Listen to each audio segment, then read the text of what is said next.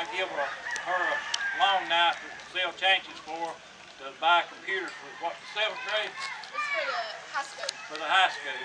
So if y'all could try to help out, and they're going to put it for the Alabama Game Breeder Association at school.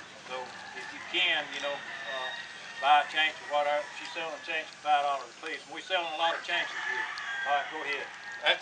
That's our way of giving back to a community that needs some help, and especially when it comes to kids in school that need help. A lot of people say that that's one of the things that we can brag on that we do. We give back to the community.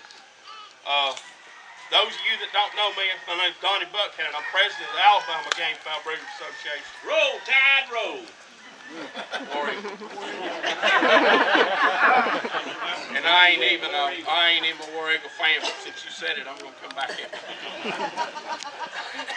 But everybody, Jerry's put this on the behalf of the game fowl people, not just the organizations, not just for his individual self, but he's put it on for the game fowl community for going on 10 or 12 years now. And Jerry's always been a real good person about donating to the Alabama Game Fowl Breeders Association. And this year, we're doing it a little bit different. In the years past, it's been everybody come, everybody eat, and mingle, and meet new friends, and meet old friends that you ain't seen in a while.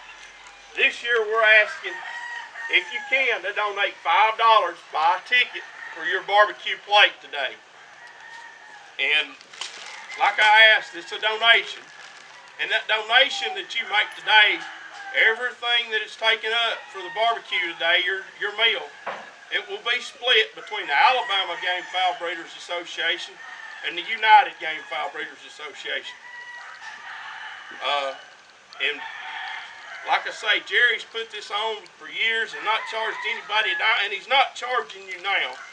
But we've been in some bad shape the past couple of years in Alabama and the UGBA, but mainly here in Alabama. And Jerry is doing this to try to give back to the community, the game fowl community, where, like I said a while ago, the game fowl community always wants to give back to communities that we live in.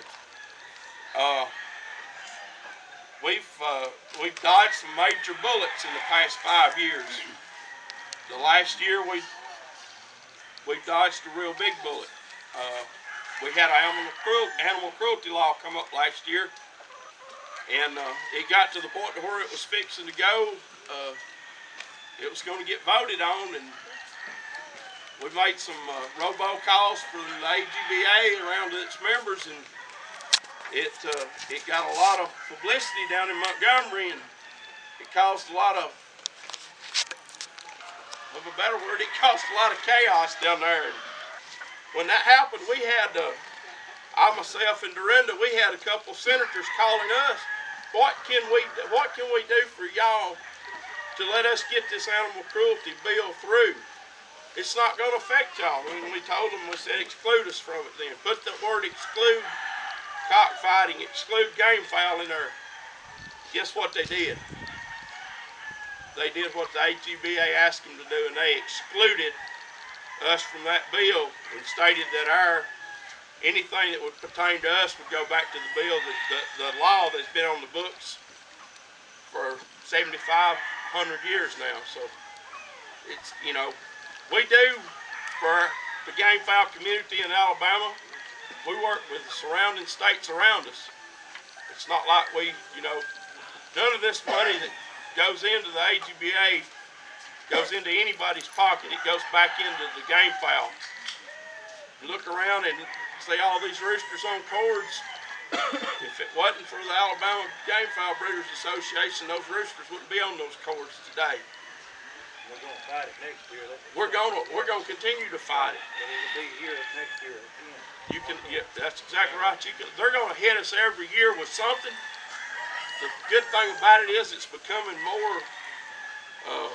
It's costing us more to fight it, but the laws that they're trying to pass on us are getting less because we're a strong community, and they're tired of, you know, we're wearing them down. And when you wear them down, they start trying to get little things, you know.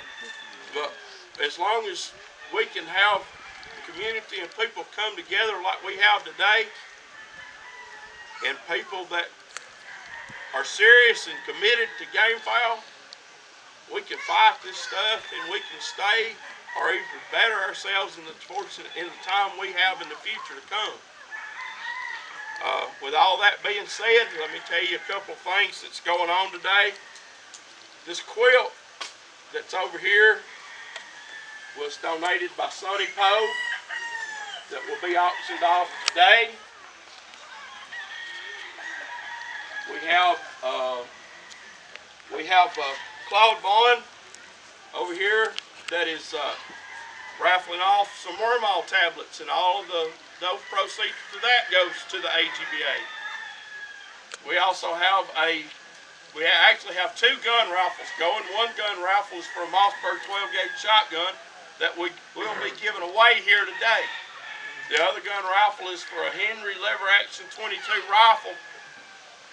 That is a ongoing drawing for the next 10 months. One gun will be given away to the winning number drawn by the Florida Cash 3 Lotto drawing the first Wednesday of every month in the evening drawing. Your number matches up, you win a gun. If you win that gun, your ticket is also good for the next drawings. If you buy a ticket today, you're good for 10 drawings. It's not just one. We have a general raffle over here that we have a trimming stand that's donated by Jason Markham. We have some other decorative items hanging up that was donated by Dorinda Lewis. We have some pictures that will be auctioned off that was donated by Jason Markham. We have some tie cords that was donated by Mike Cruz. We have some hens, and we have one brood yard of yellow-legged Stuart hatch that will be auctioned off that was donated by Old South Game Farm. We have 4 pullets here that will be auctioned off that was donated by Scott Massey of Georgia. All these people felt necessary, and another thing, Vince of Old South Game Farm and Scott, they live in Georgia. They think a lot of Alabama undoubtedly to drive this far and donate fowl to benefit on our behalf. That goes to say a lot, because, you know, Alabama Game Fowl Breeders is probably one of the more strongest associations that they are right now in the game fowl breeding. And we appreciate everybody that donates.